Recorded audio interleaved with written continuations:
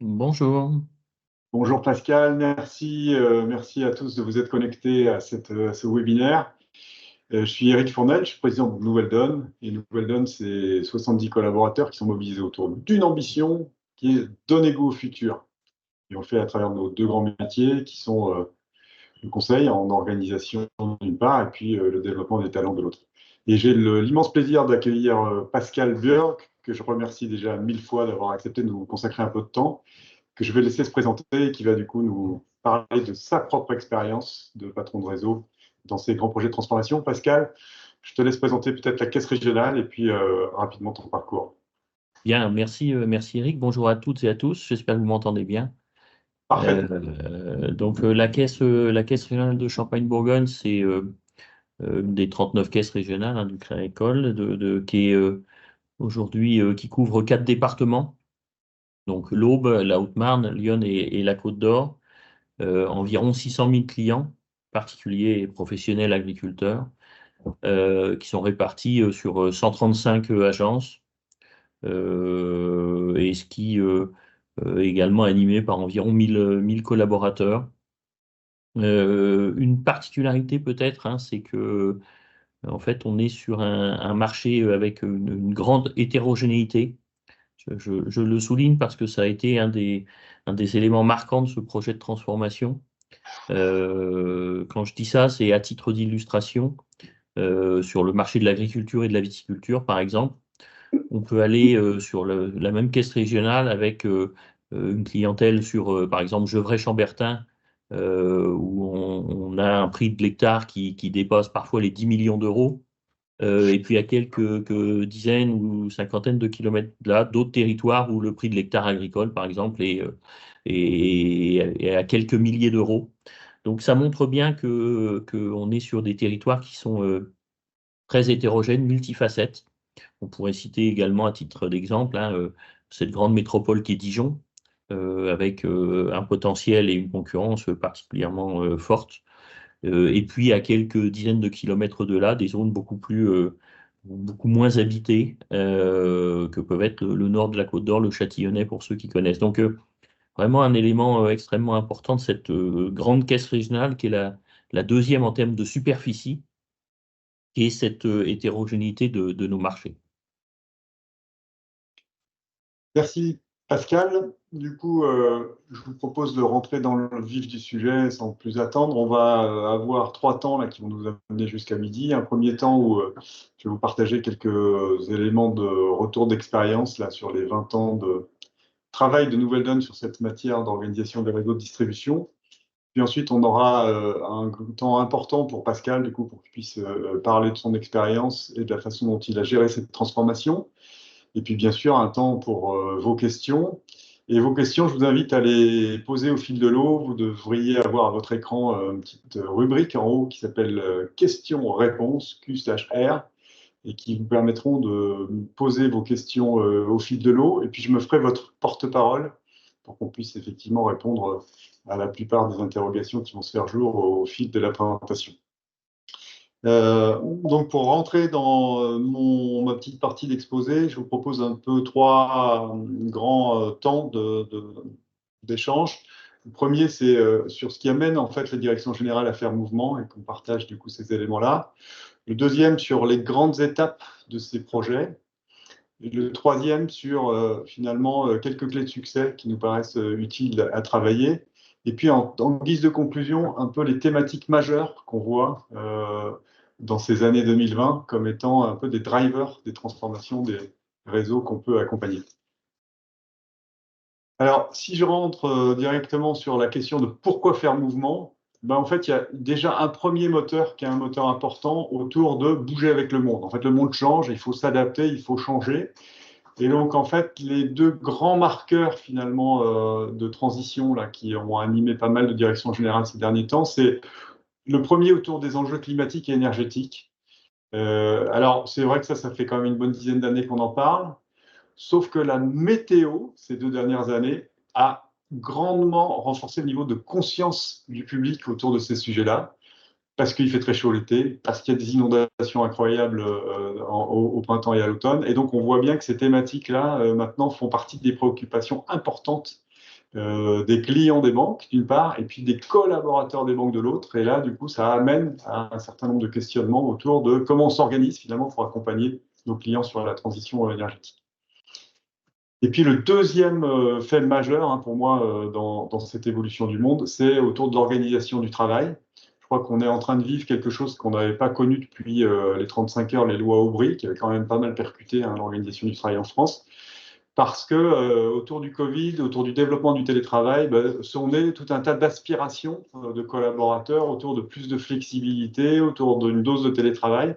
Et ça, dans des réseaux de distribution éclatés, comme le sont les réseaux bancaires, mais ça pose beaucoup de problèmes d'organisation. Et ça invite du coup à réfléchir à la notion de collectif, à la notion de taille critique, pour faire en sorte qu'on arrive à avoir le meilleur niveau d'attractivité pour les équipes. Donc ça, c'est un peu les facteurs exogènes. Et puis après, dans les raisons de faire mouvement, il y a aussi un facteur endogène. Et je crois que l'indicateur majeur et qui peut être intéressant à regarder dans chacune de vos banques respectives d'ailleurs, c'est vraiment la question de l'homogénéité des performances.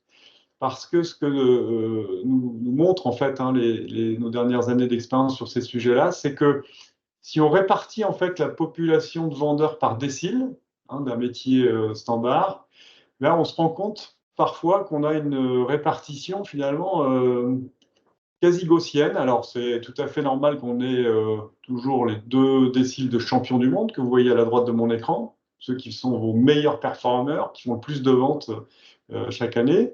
Il y a toujours 2 déciles plutôt à gauche du graphe là, qui sont un peu en retrait, soit parce qu'ils débutent, soit parce qu'ils ont des difficultés spécifiques. Et tout l'enjeu, finalement, dans la banque de détail, c'est de réussir à faire en sorte de créer un plateau entre le 3e et le 8e décile. Donc, ne cherchons pas à amener tout le monde au niveau des champions du monde, c'est illusoire. En revanche, réussir à faire en sorte que du 3e au 8e décile, on ait des collaborateurs qui soient plus homogènes dans leur niveau d'activité, dans leur efficacité commerciale et du coup dans le nombre de ventes qu'ils arrivent à réaliser, et bien ça, c'est quelque chose qui peut vous amener un delta de performance important.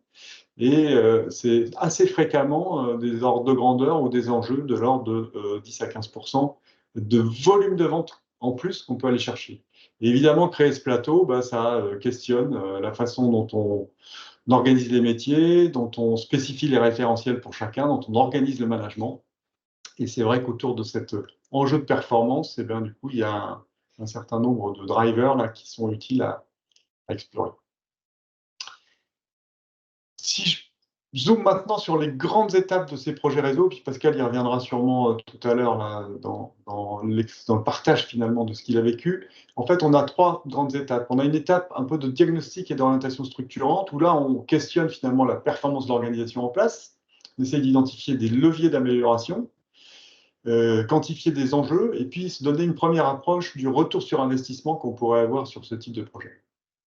La deuxième étape, c'est l'étape finalement de construction de la cible, qu'on appelle nous schéma directeur d'organisation, et qui consiste à se reposer des questions sur la segmentation de clientèle et la façon dont on veut interagir avec les clients, sur le rôle et la place des canaux, parce que pour le coup, vos métiers deviennent de plus en plus des métiers multimédia, donc il faut savoir servir correctement d'un téléphone, bien sûr du face-à-face, de plus en plus de la visio.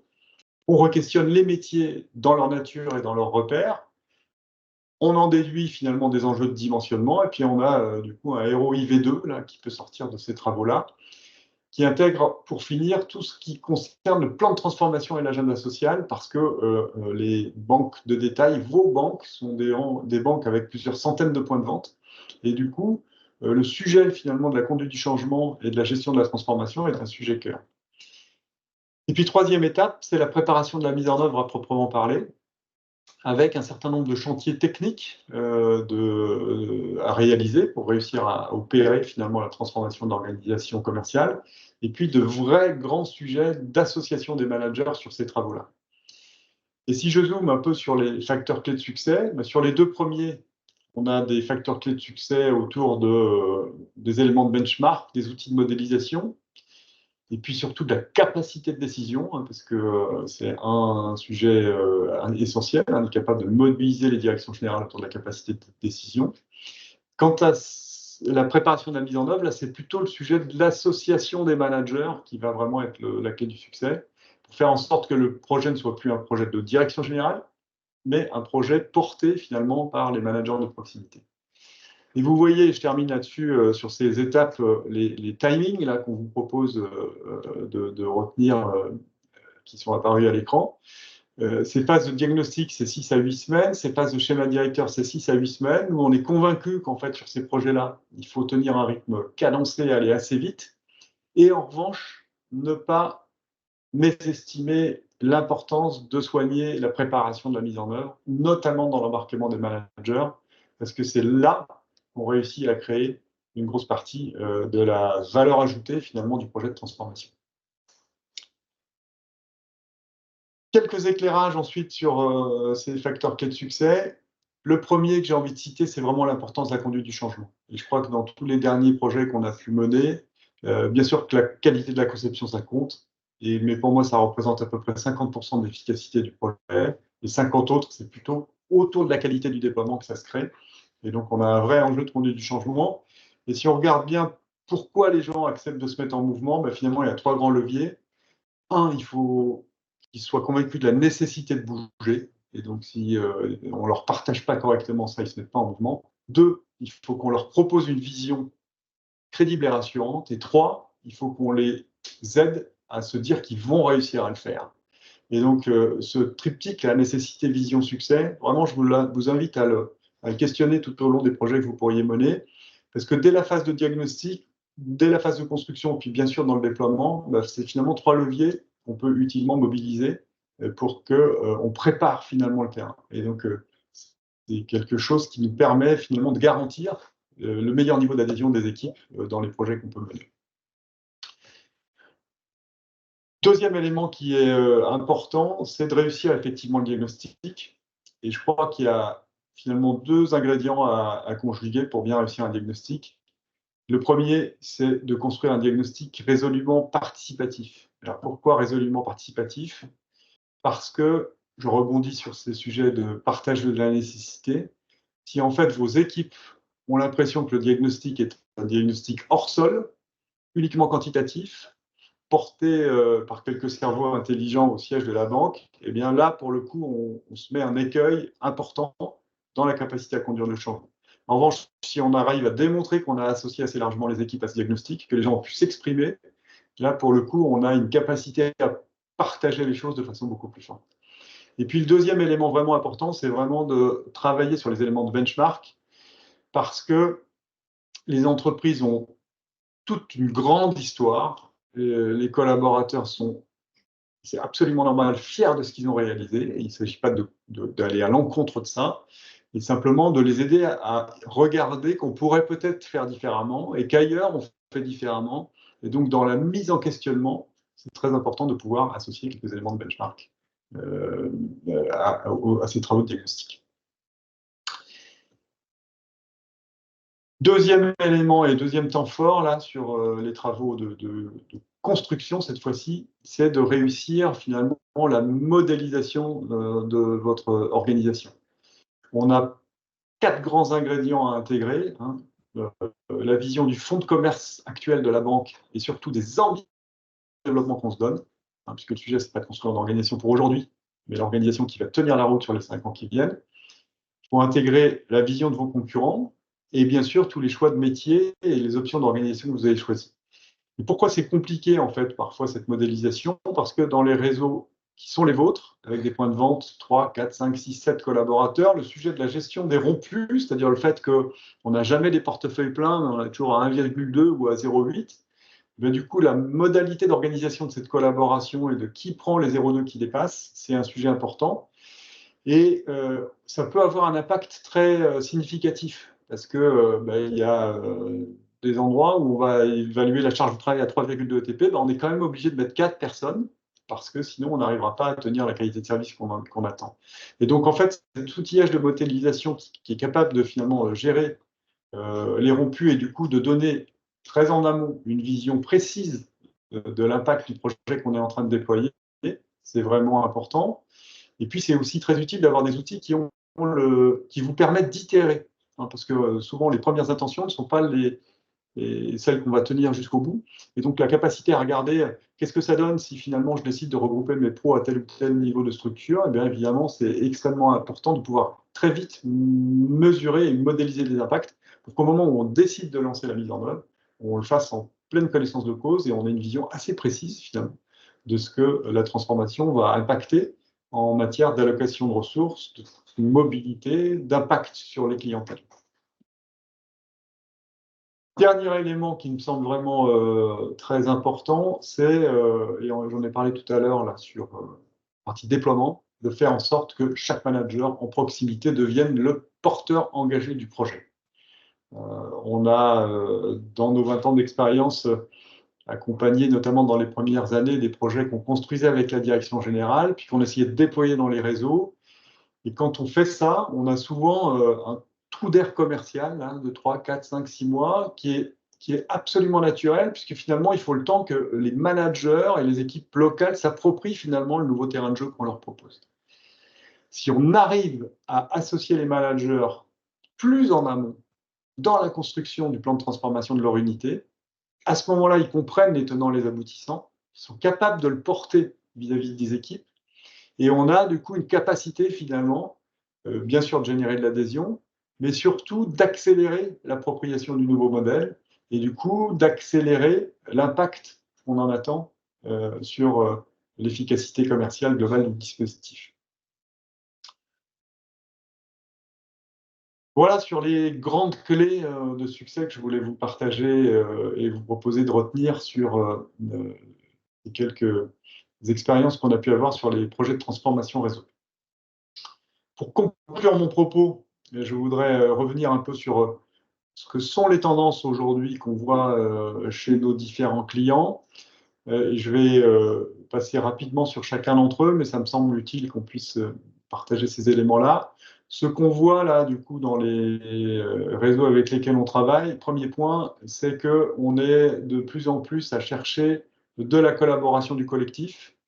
Ça, c'est déjà en mouvement depuis assez longtemps au niveau des collaborateurs. On a la notion de client partagé, de collaborateurs en équipe, etc. On le voit apparaître maintenant de plus en plus au niveau des managers. Et donc, le DA qui pouvait parfois se sentir un peu isolé, seul sur son point de vente, etc., se trouve maintenant plus souvent intégré dans des collectifs. Et donc, il va être avec un ou deux collègues, donc constituer un binôme ou un trio. Et ça apporte énormément de bénéfices pour les managers et dans leur capacité à être plus à l'aise finalement dans leur pratique de management. Ça fait des râteaux managériaux plus homogènes. Et puis, ça permet à certains managers de prendre des verticales en référence un peu plus affirmées. Donc, il peut y en avoir un dans le trio qui s'occupe plutôt de l'organisation de l'activité de conquête, l'autre qui développe des compétences plus fortes sur les professionnels. Et donc là, on a beaucoup d'intérêt à réfléchir à ces sujets-là. Si on fait ça, ben, ça veut dire qu'on n'est plus sur le dogme d'un point de vente à manager, mais on est plutôt sur des multisites et des points de vente qui se regroupent et qui vont être animés par le collectif dont on vient de parler là. Avec un deuxième bénéfice sur la création de ces multisites, c'est qu'on arrive à créer du coup des équipes de taille critique plus significatives. Et sur vos métiers spécialisés, je pense notamment aux conseillers professionnels, aux conseillers agricoles, évidemment dans le monde agricole, aux conseillers patrimoniaux, ben, le fait d'avoir en fait deux représentants d'un même métier dans la même unité, ça apporte énormément de résilience pour gérer les absences, les vacances, et puis les sujets de renouvellement de poste et les périodes de vacances qu'il peut y avoir. Après, ce qu'on voit aussi, c'est se développer certaines organisations autour de clientèle affinitaire. Donc là, c'est plutôt pour les centres urbains, mais la question, c'est voilà, est-ce que mes conseillers pros sont des conseillers pro généralistes ou est-ce que je peux en spécialiser certains sur le monde de la santé, sur le monde des cafés, hôtels, restaurants. Et donc, on a là aussi, dans les centres urbains, des modèles qui s'affinent un peu et qui peuvent apporter de la pertinence. Quatrième sujet qu'on voit vraiment traverser tous les projets qu'on mène tourne autour de la flexibilité dans l'organisation du travail et du coup la capacité qu'on peut offrir aux collaborateurs finalement à gérer leur temps de façon un peu moins verticale et encadrée et retrouver un peu d'espace, sachant que la notion de télétravail, au sens classique du terme, en disant ben, moi je vais travailler toute une journée depuis chez moi, dans un réseau d'agences qu'il faut ouvrir, avec des points de vente qui ont besoin de monde à l'intérieur pour que le rideau puisse être ouvert, ben évidemment, ce n'est pas tout à fait la solution pertinente. En revanche, il y a des sujets d'aménagement de contexte horaire, etc., qui peuvent être extrêmement intéressants. Cinquième sujet, c'est l'investissement sur les marchés spécialisés. Pratiquement tous les projets qu'on a faits là, au cours des 3 dernières années ont amené à réallouer une partie des ressources du marché des particuliers vers les marchés professionnels, agricoles ou banques privées, pour une raison qui est très simple, c'est que le niveau d'autonomie des clients sur le marché des particuliers progresse et que du coup, on a moins besoin de temps pour, en tout cas, porter des opérations basiques. Et ça nous permet de libérer un peu d'énergie sur ces marchés spécialisés qui sont très porteurs de PNB et qui sont très concurrentiels et où le delta d'investissement qu'on peut faire pour avoir plus de relations commerciales avec les clients apporte des bénéfices importants. Sixième point, c'est l'accueil partagé. Ça, pour le coup, c'est un peu plus ancien, mais ça se développe un peu plus largement encore qu'avant. Et ça se développe surtout dans des contextes où la notion d'accueil posté, c'est-à-dire le fait d'avoir tout le temps quelqu'un à l'accueil, est questionnée parce qu'il y a des agences où le niveau de flux permet d'envisager des organisations un peu différentes. Septième point, c'est tout ce qui concerne les middle office. Et là, pour le coup, c'est quelque chose qui est assez transformant aussi dans les derniers projets qu'on a menés. Le client n'est plus le client du réseau d'agences. Le client traverse l'intégralité de l'entreprise. Et finalement, on a des collaborateurs de back qui se mettent au contact des clients. On a la Real Crédit qui va demander la petite pièce complémentaire qui manque sans passer systématiquement par le conseiller en local pour avoir un accès direct au client, fluidifier le process et accélérer en fait le rendu du service au client. Et puis le dernier point, et je m'arrêterai là avant de passer la parole à Pascal qui nous racontera un peu son expérience, tourne autour de la relation client omnicanal. Et là, j'en parlais un tout petit peu en introduction. C'est clair que les agences sont un peu moins fréquentées qu'avant. Vos clients n'ont pas toujours envie de prendre leur voiture et de perdre une demi-journée pour aller à la rencontre de leur conseiller. Et du coup, la capacité de chacun de vos collaborateurs à s'approprier pleinement et le téléphone et la visio est un sujet central. Et on sait qu'on a du coup quelques éléments techniques à résoudre, mais pour le coup, la plupart des grands réseaux bancaires français maintenant ont des solutions de visio qui sont performantes. Et après, il y a un vrai sujet de posture parce que c'est des médias qui ne sont pas les médias de travail habituels de vos collaborateurs. Et là, il y a un vrai sujet d'entraînement des équipes sur ces médias, qui sont des médias très performants dans la relation client, mais qui évidemment transforment un peu la façon dont on opère sur ces sujets. Est-ce que sur ce panorama là, rapide que je viens de partager, est-ce qu'il y a d'ores et déjà des questions? Je tourne vers Marie, là, qui est du coup au niveau de la modération. Merci pour les applaudissements. C'est très gentil à vous. Je crois que vous avez plutôt envie d'entendre vraiment un vrai praticien qui a vécu les choses. Et du coup, je vais passer la parole à Pascal pour qu'il puisse effectivement nous parler finalement du projet qu'il a mené au Crédit Agricole de Champagne-Bourgogne. Alors du coup, Pascal, peut-être pour lancer un petit peu le sujet, la première question que j'aurais envie de te poser, c'est qu'est-ce qui a amené finalement, qu'est-ce qui t'a amené, qu'est-ce qui a amené la Caisse régionale à réfléchir à une évolution de son organisation commerciale? Alors oui, Eric, première question, pourquoi avoir engagé ce chantier donc courant 2022, début d'année 2022. En fait, l'organisation précédente de Champagne-Bourgogne, elle datait de 2007. Alors, somme toute, on pourrait dire que c'est pas si vieux que ça. Juste 2007, c'est le jour où on a inventé l'iPhone.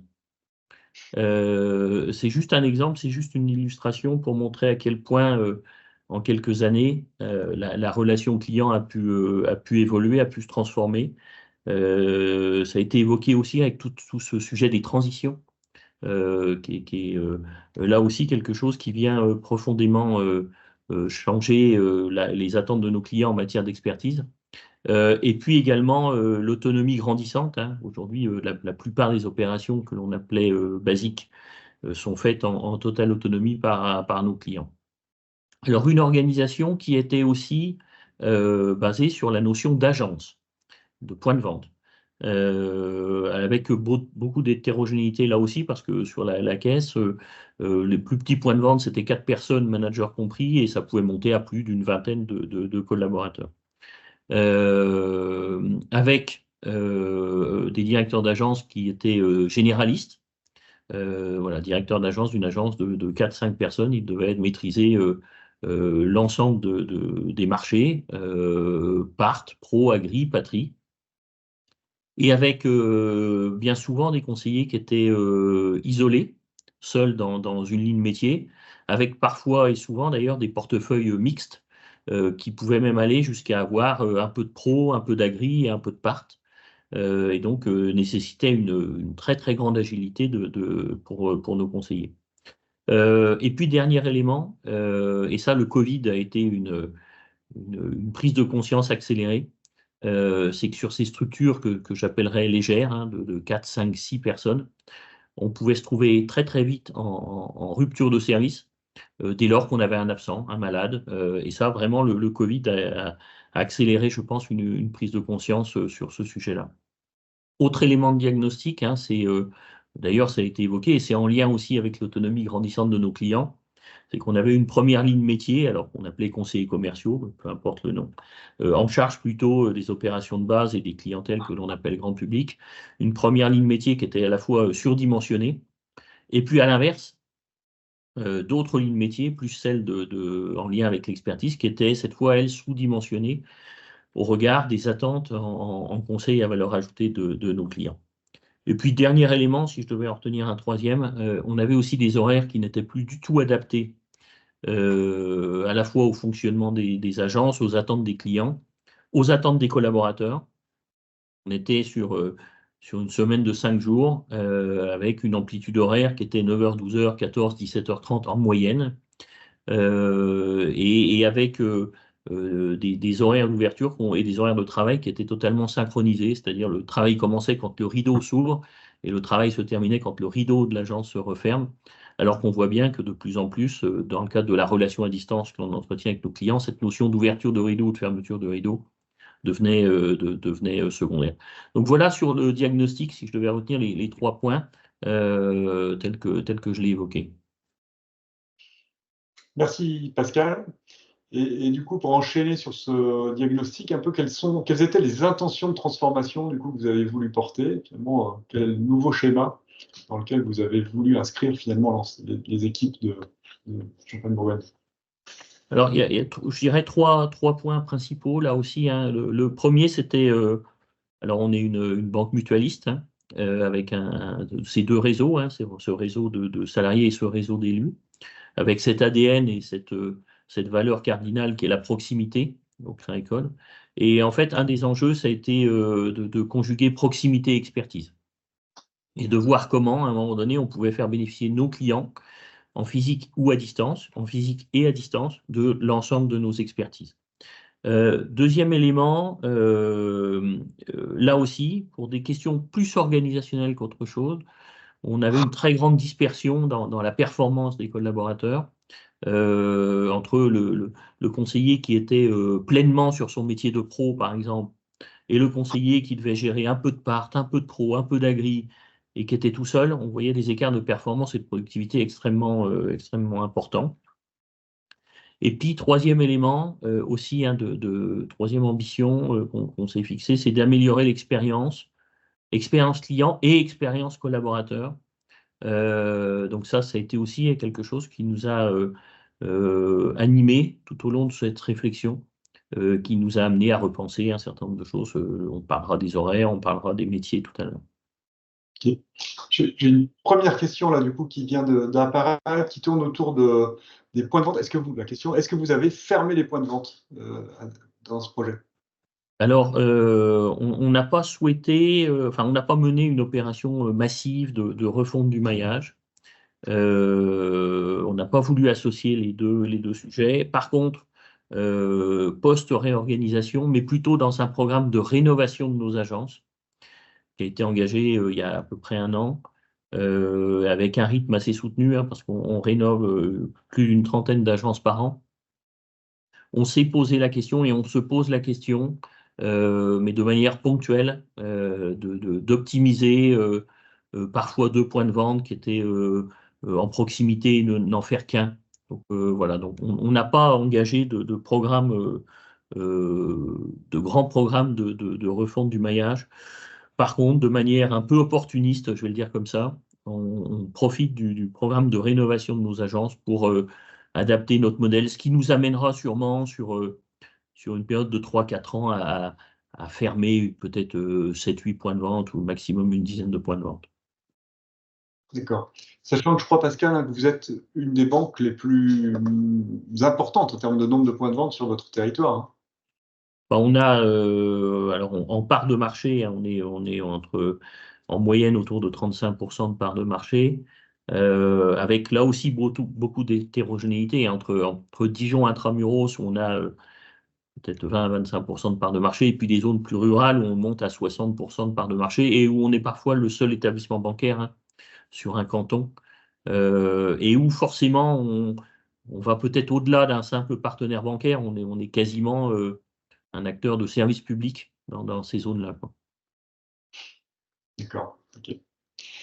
Euh, Quel bilan, du coup, enfin, tu peux tirer des travaux qu'on avait menés ensemble, un peu les points forts de la démarche, si tu devais en retenir quelques-uns. Puis après, peut-être tu nous partageras quelques points de vigilance aussi. Hmm. De Alors, partager. je crois que tout à l'heure, quand je disais notre organisation, elle datait de 2007, ça amenait une conséquence ou un facteur de risque, c'est qu'en fait, la caisse, elle n'avait jamais été vraiment habituée à se transformer. Mm. Et culturellement, alors une caisse très performante, hein, mais qui n'avait jamais eu cette habitude de la transformation.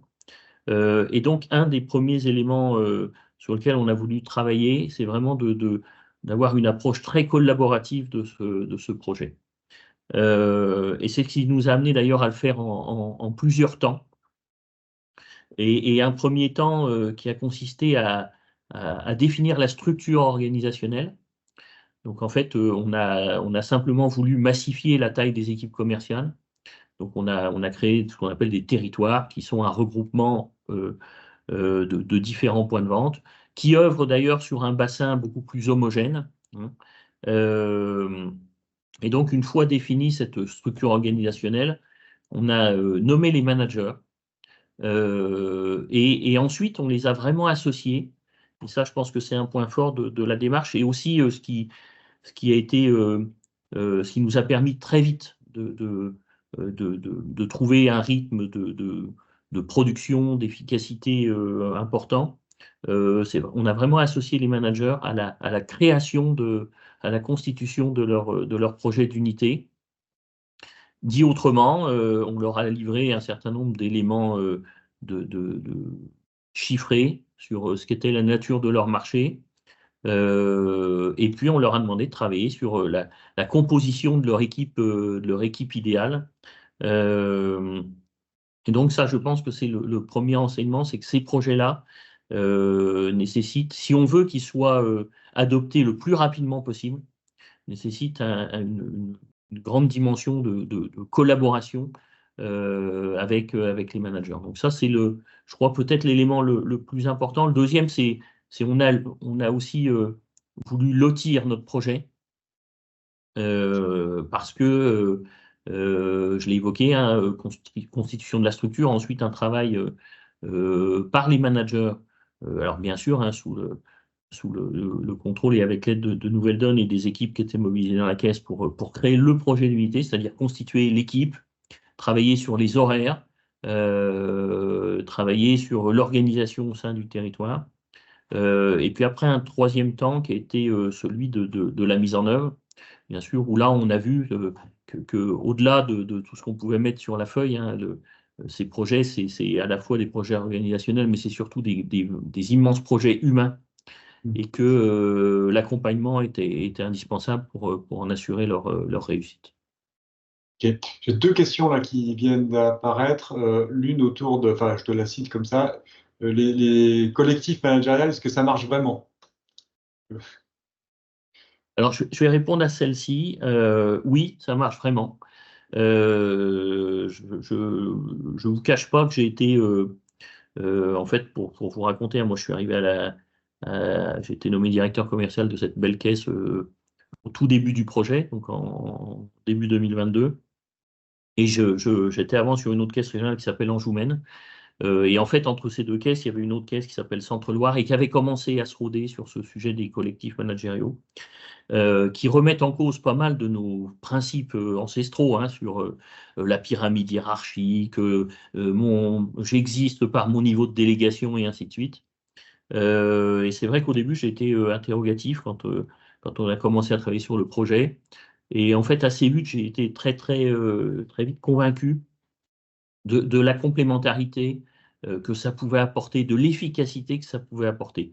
Après, il faut se le dire, c'est aussi souvent une histoire d'hommes et de femmes. Il faut réaliser les bons assemblages. C'est comme dans le champagne, hein. Le champagne, c'est un vin d'assemblage, donc on connaît bien ça ici. Donc là, faut organiser les bons assemblages. Et là aussi, vous voyez peut-être une clé de succès, c'est que une fois qu'on a eu nommé ces collectifs, où on a été en effet attentif avec les équipes RH à créer des profils et à associer des profils complémentaires, et on leur a demandé aussi de plancher sur leur propre organisation. C'est-à-dire entre eux, en équipe de managers, alors en moyenne c'est 3, ça peut monter à 4, en moyenne c'est 3, on leur a demandé, on avait listé les différentes missions essentielles qu'il fallait assurer au sein du territoire, et on leur a demandé de créer ce qu'on a appelé leur pacte managérial, c'est-à-dire comment ils se répartissaient, à la fois leur présence sur le territoire, et à la fois leur présence auprès des équipes, en lien avec nos filières de spécialisation. Et là aussi, hein, comme souvent, hein, quand ce sont les équipes elles-mêmes qui composent la partition, ben, en général, ils la jouent mieux, même si on aurait certainement pu faire ça d'une même manière assez semblable, de manière centralisée. Mais c'est eux qui l'ont créé, c'est eux qui le font vivre. Et je dirais à 90%, ça marche bien, ça marche même très bien. Et aujourd'hui, quand vous posez la question au manager, parce que je crois que c'est eux qui sont les mieux à même de dire si ça va ou pas, ils ne reviendraient pas en arrière dans plus de 95% des cas. Et on a une pratique, alors dans les caisses régionales, hein, chaque année, on mesure notre indice d'engagement et de recommandation, on appelle l'IER. Et post-réorganisation, donc la réorganisation a eu lieu en janvier, on fait tous les ans l'étude auprès de nos collaborateurs en septembre. Il y a un IER auprès de la ligne managériale qui est juste exceptionnel. Donc c'est pour moi, donc oui, ça marche, ça s'organise, ça s'accompagne. Et puis, bien évidemment, il faut être voilà, vigilant à l'assemblage de compétences et les rendre acteurs de cet assemblage. Et j'avais une deuxième question là, du coup, qui était apparue tout à l'heure sur la question du planning là, du coup.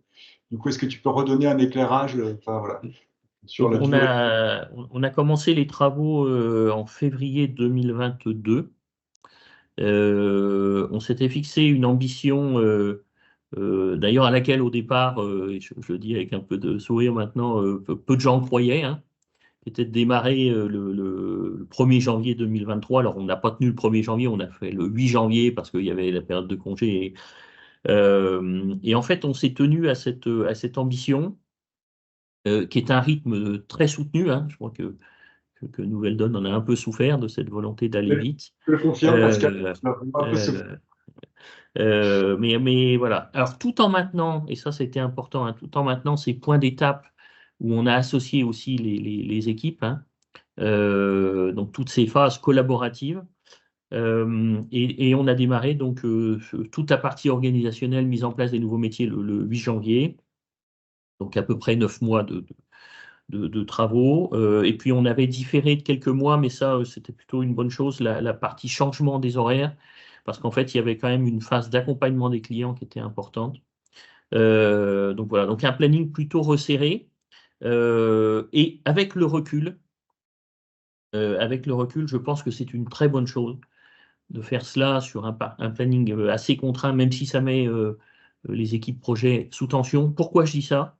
Parce qu'en fait, on s'aperçoit quand même d'un phénomène qui est peut-être difficilement modélisable, mais qui est réel. C'est que dans une entreprise, alors a fortiori peut-être parce qu'on n'avait pas eu l'habitude de transformer, mais dès lors qu'on a commencé à dévoiler ce projet d'évolution et de transformation auprès des équipes, ça a généré pas mal d'inquiétudes.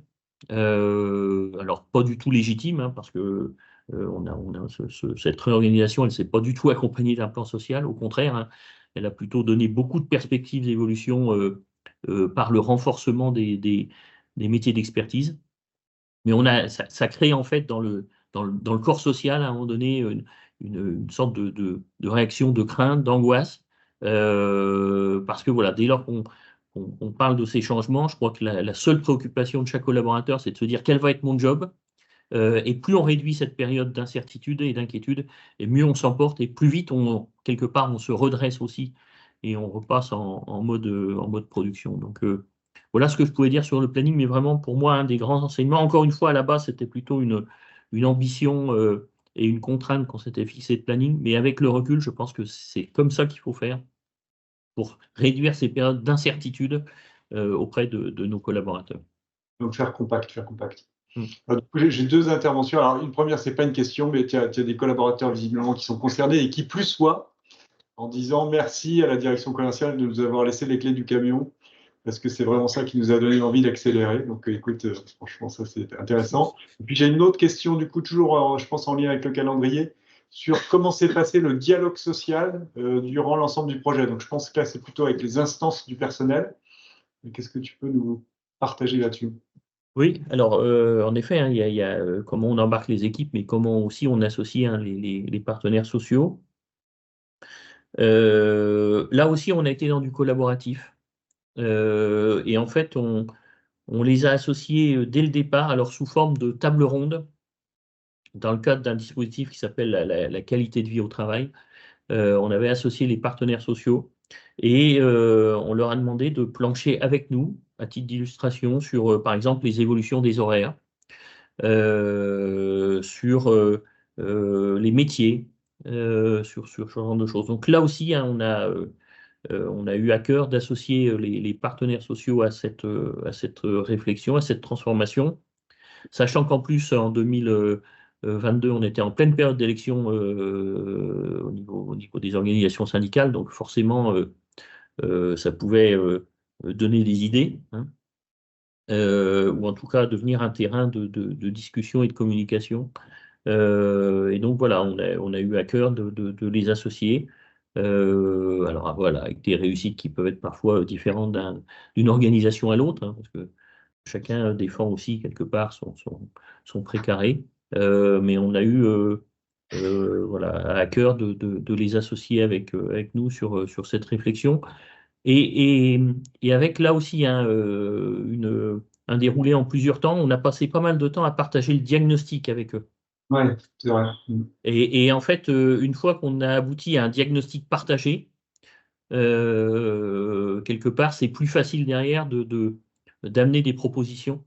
Je pense que le plus grand danger, c'est de ne pas être au clair ensemble sur le diagnostic.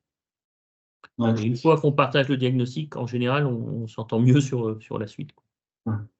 Ouais, puis je crois, Pascal, que vous aviez aussi pris avec la direction générale un certain nombre d'engagements assez forts sur Oui. effectivement le maintien de l'emploi et Mm. sur le fait que chacun aurait sa place dans la nouvelle organisation. Je crois que du coup, ça a aussi grandement contribué à rasséréner une partie des équipes, même si le changement n'est pas toujours complètement évident à porter. Ok. Euh, donc là, tu nous as partagé un peu les points forts de la démarche. Est-ce que du coup, il y a quelques points de vigilance sur lesquels il te Mm. semble important d'attirer l'attention du coup de ceux qui se lanceraient?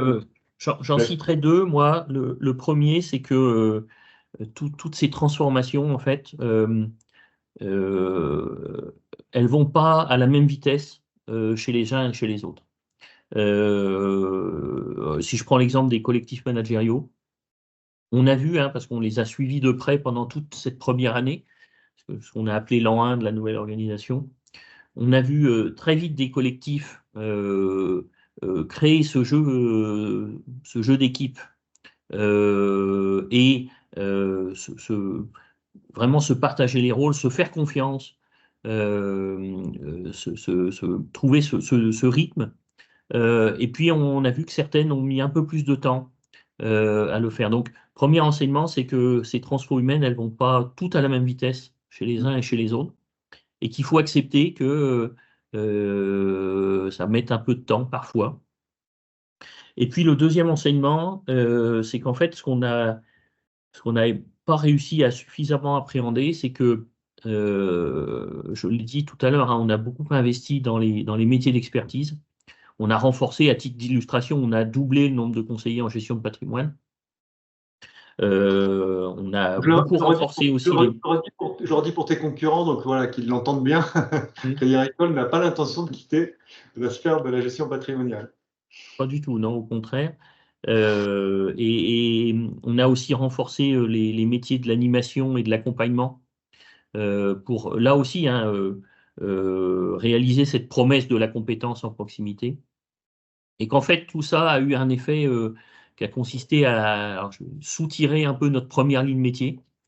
Forcément, dans ce jeu de cascade, hein, quand on recrute un chargé de la relation patrimoniale, bah, en général, c'est un conseiller part qui prend le poste, et puis ce conseiller part, il est lui-même remplacé par un conseiller bancaire ou un conseiller commercial. Et donc, on s'est retrouvé avec une première ligne métier qui a été particulièrement renouvelée. Pour donner un chiffre, hein, sur cette première ligne métier, c'est à peu près 220, 230 personnes, et on l'a renouvelée de moitié en 2023, au moment de la mise en place de cette nouvelle organisation.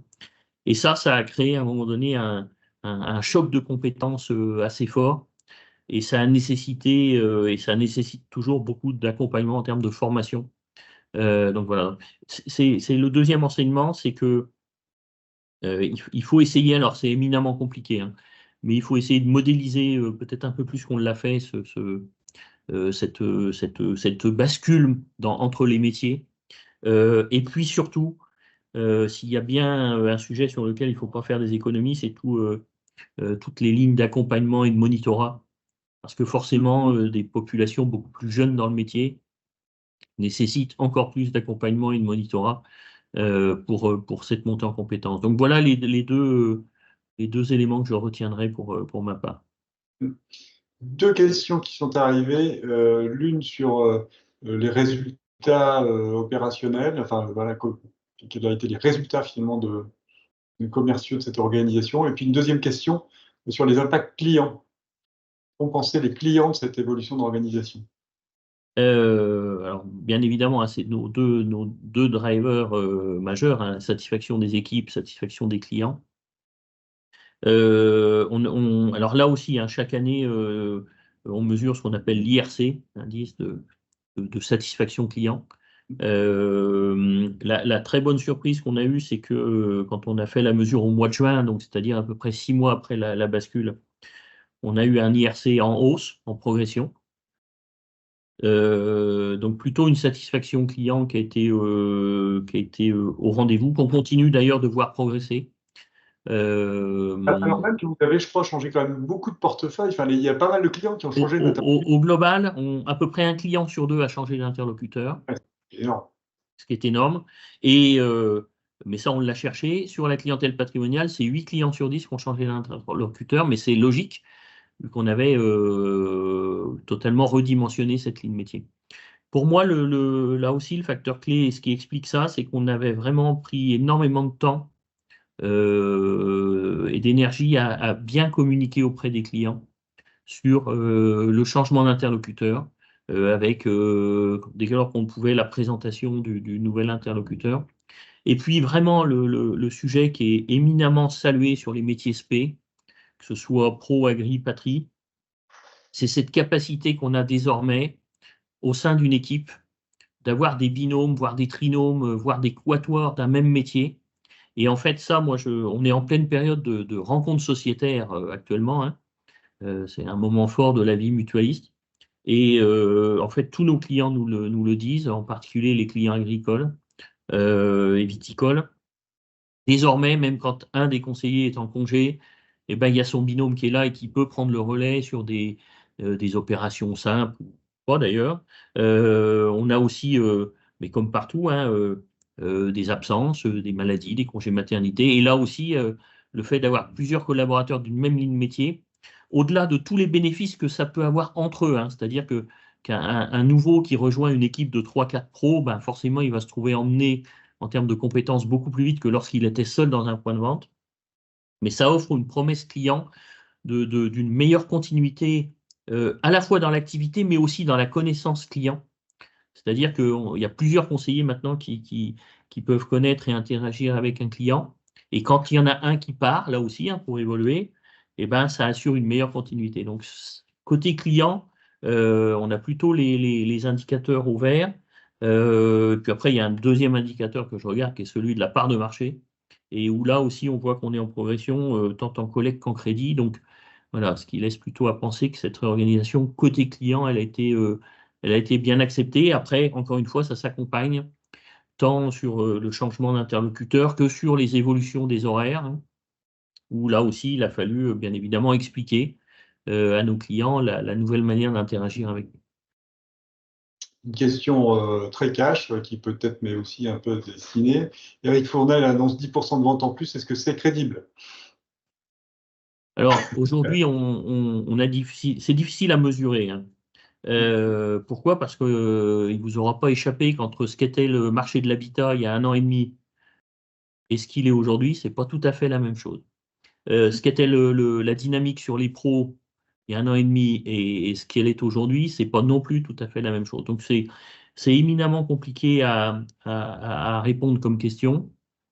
Ce qu'on peut voir, moi, on surveille de près, par exemple, une de nos activités qui est celle de l'assurance, l'assurance IRD, parce que celle-là, elle a au moins une vertu, c'est qu'elle est insensible au contexte de taux, hein.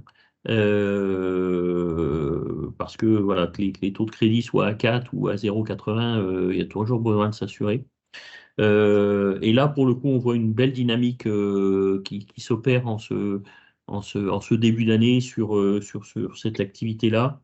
Alors, on n'est pas encore à plus 10%, mais en tout cas, on est entre plus 5 et plus 10. Et je pense que d'ici fin d'année, on sera assez plus 10. Après, sur le reste, encore une fois, c'est hyper compliqué de répondre parce que on n'est pas sur un environnement stable, hein. Il y a 2 ans en arrière, on parlait que de crédit. Maintenant, on parle bientôt plus que de collecte.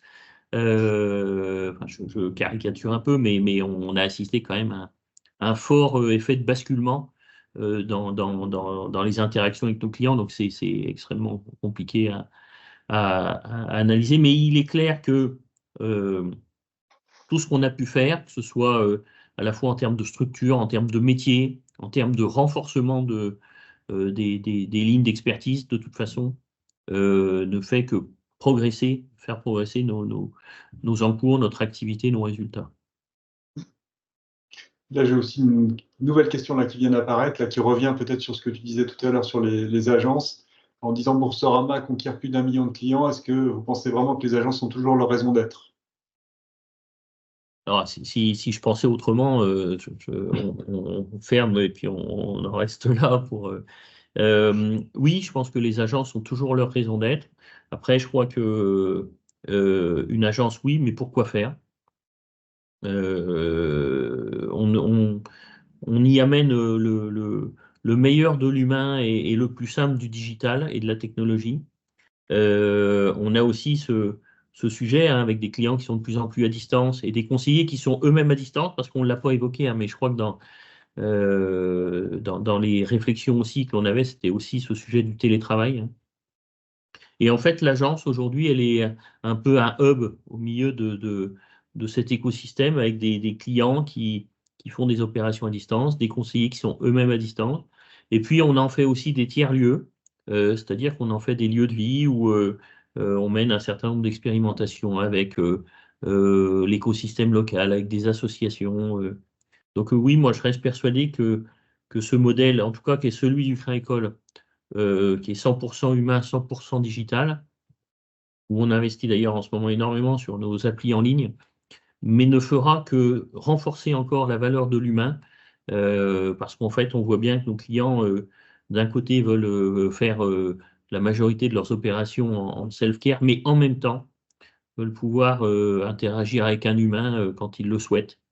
Donc, c'est aussi cette transformation qu'on a voulu emmener dans les métiers. J'ai pas beaucoup parlé du CRC, mais on a aussi transformé notre CRC en recherchant sa complémentarité nouvelle avec des agences qui sont devenues aussi de plus en plus des e-agences, des petites plateformes téléphoniques, parce que la relation à distance, bien évidemment, devient quelque chose de majeur aujourd'hui dans la relation client.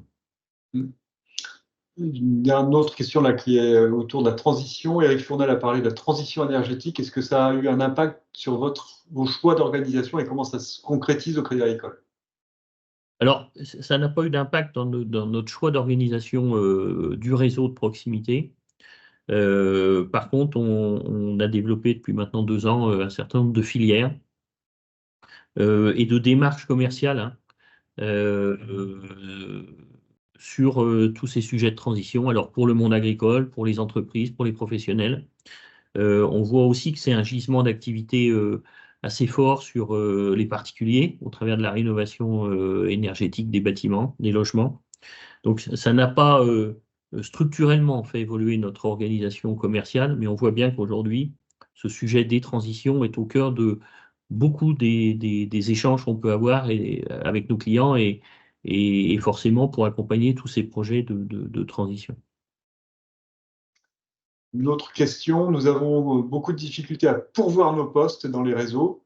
Êtes-vous confronté à la même problématique?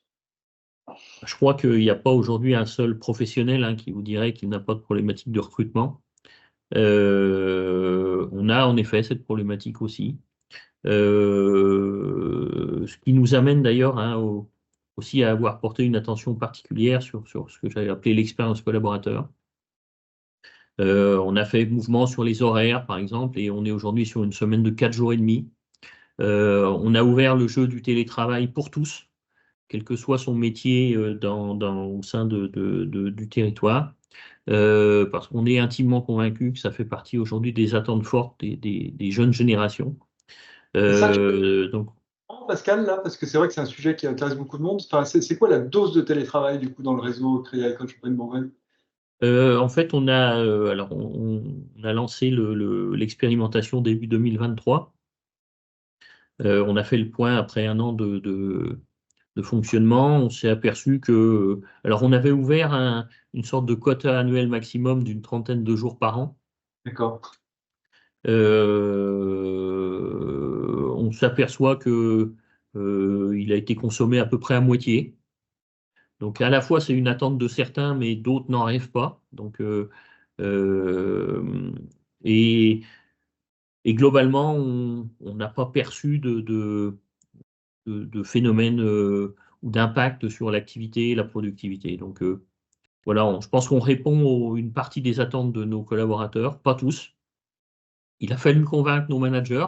Certains l'étaient spontanément, d'autres ont dû être accompagnés quelque part dans cette acceptation de ce nouveau mode de travail. Après, ça questionne toujours un point sur lequel on travaille, c'est animer une équipe qui est à distance. C'est pas la même chose qu'animer une équipe qui est physiquement présente. Donc, il y a ce sujet sur lequel on est en train de plancher aujourd'hui. Donc voilà, donc on continue. Là, on va travailler sur ce qu'on appelle le travail déplacé aussi, hein, parce que une de nos particularités, je l'ai évoqué, hein, c'est qu'on est présent dans 135 points de vente et avec parfois des collaborateurs qui font un peu de route, hein, pour venir rejoindre leur équipe le matin et qui parfois peuvent habiter à quelques kilomètres d'une agence, mais qui n'est pas la leur, ou d'un site administratif qui est pas le leur. Donc on va commencer à expérimenter des choses sur le travail déplacé également. Très bien, il est midi, je crois que j'ai pris l'essentiel des questions.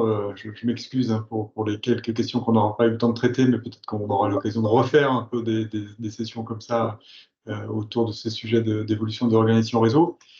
Merci infiniment, Pascal, pour le temps que tu nous as consacré, parce que tu l'as vu d'ailleurs dans le jeu Merci. des questions.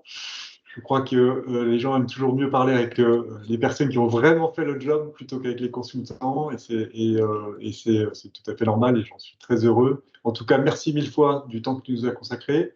Bonne suite au Crédit Agricole Champagne-Bourgogne, et puis au Merci. plaisir de pouvoir passer de 60 à 70 à 80% de pénétration sur les zones où vous êtes positionné.